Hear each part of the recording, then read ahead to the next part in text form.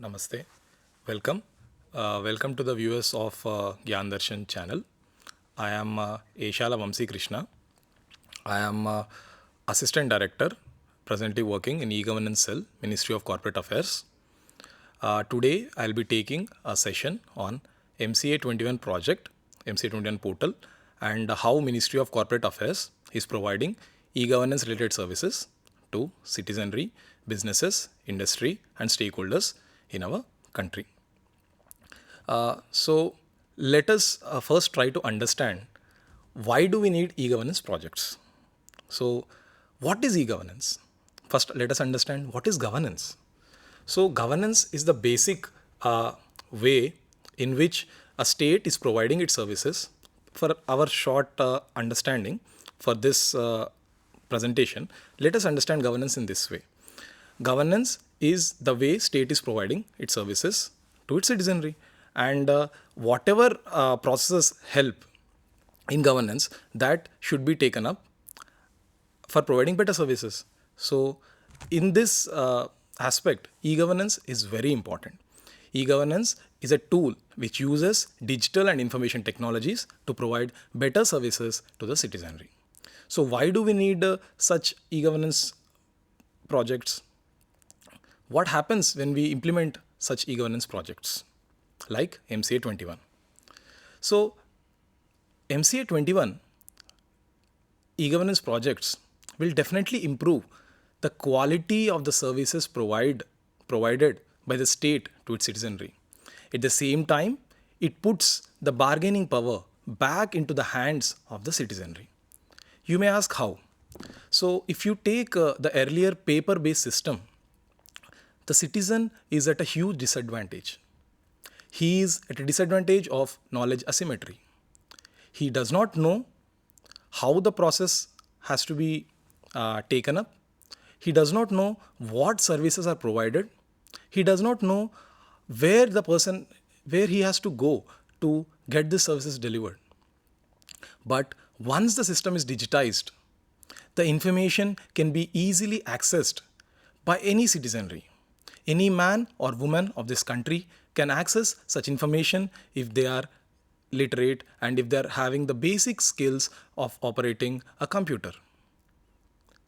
Also, the information and services are ubiquitous. Without e-governance projects, citizens may have to go to some other place where offices are located. Lot of citizenry who are differently abled may not reach offices physically. In this way, e-governance also helps in improving the ubiquity of service delivery. At the same time, it ushers an era of transparency and accountability. Now, it is clearly known who is accountable and how any officer or official is held to get services delivered from him. Also, it improves the interface between business and industry and government. For example, using e-governance, businesses know real time where the services have to be improved, and they can ask using the accountability that is provided right now to the government and get the services delivered. So now that we have established how significant e-governance projects are, let us see how MCA21 is critical and how MCA21 project is helping in this e-governance dream that Government of India has provided to its citizens. MCA21 is a successful mission mode project. MCA21 has been taken up as a successful mission mode project under National E-Governance Plan. It has been a live model for conversion of a paper-based system into a paperless system on the basis of digital and informational technologies. Also, MCA21 portal is using latest technologies. That is the reason right now we are in version 3. Yes, MCA21 has passed through 3 versions. It started with version 1 in 2006, a version 2 in 2017, and a version 3. In 2017, version 2 was rolled out, and right now we are in version 3, in which part of the modules have already been launched in version 3, and the remaining parts are to be launched very soon.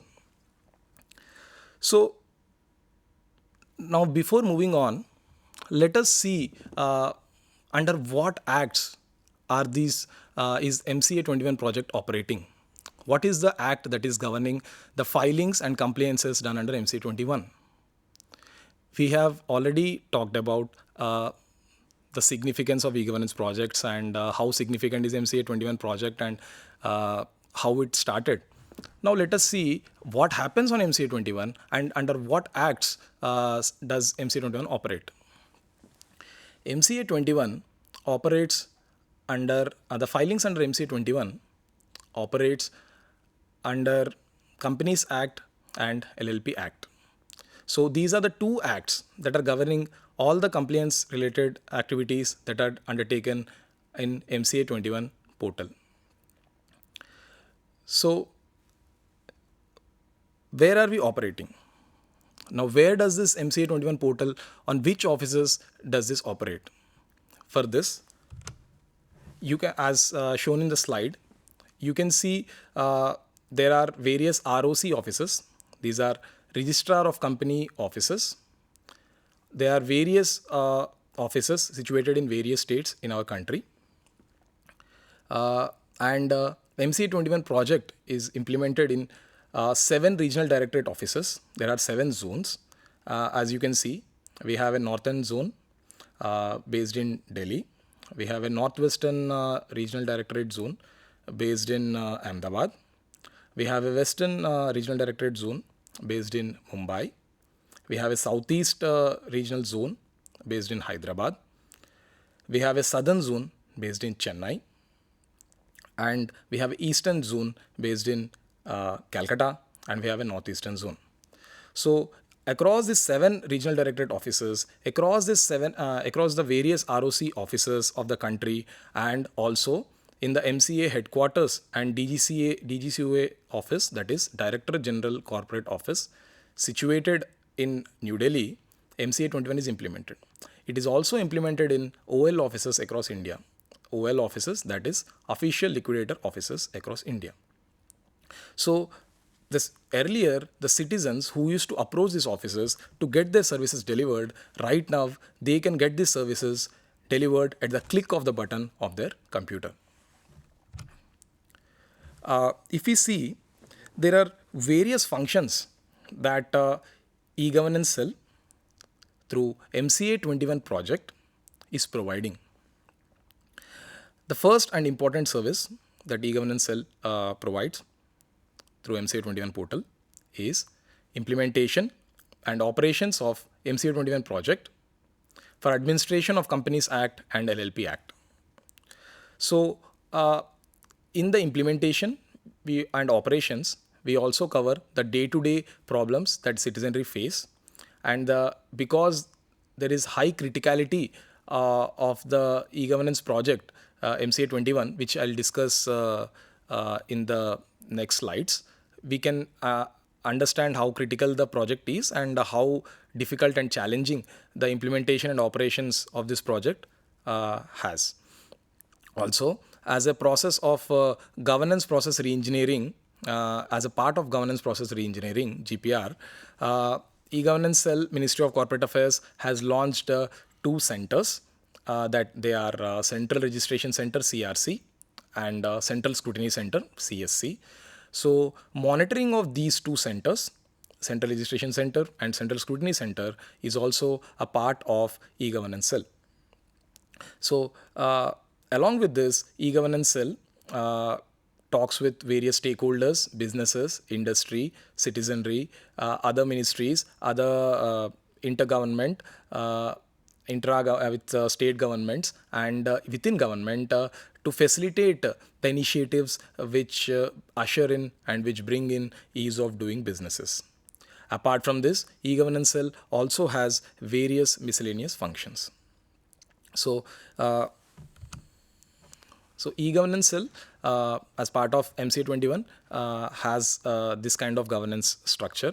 It is the e-governance cell is presently headed by Shri Manoj Pandey sir.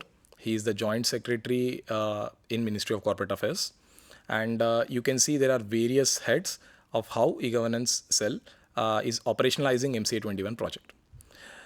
Presently, the service provider, the implementer is LTI, and MCA is also assisted by project monitoring unit provided by NISG, and the PMU assists MCA e-governance cell in implementation and operationalizing of this project. So let us see the journey of this MCA21 project in chronology. Let us see how the project has started and where the project has reached.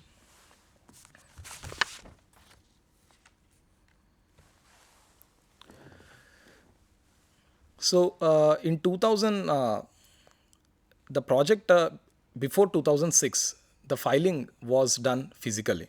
That is, it was a paper-based system. And in paper-based system, what happens is the service, any citizen, if he has to get any services, that is, if he wants to do any company filing, he has to reach the office, and on via paper, he has to provide his whatever compliances he has to do. For example, if he has to do annual related filing or annual filing, so he has to reach the company, he has to reach the office, and the company's filing he has to submit physically. So that was pre-2006. So in 2006, as we've already discussed, MCA21 was launched, and as part of National E-Governance Plan, it was taken up as a mission mode project, and it was implemented. It started with TCS, Tata Consultancy Services. So they were the first service providers for the version 1, and there were 2 pilots that were launched in 2006.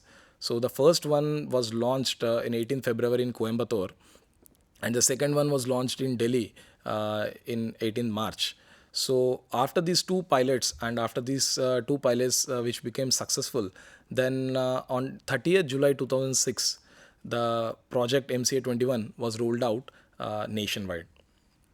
So now we started this MCA21, where now after the V1 launch, now the stakeholders or citizenry, they don't have to come to office and do all the physical filings. Now at the click of the button, they can do the e-filings. And in 16 September 2006, all the e-filings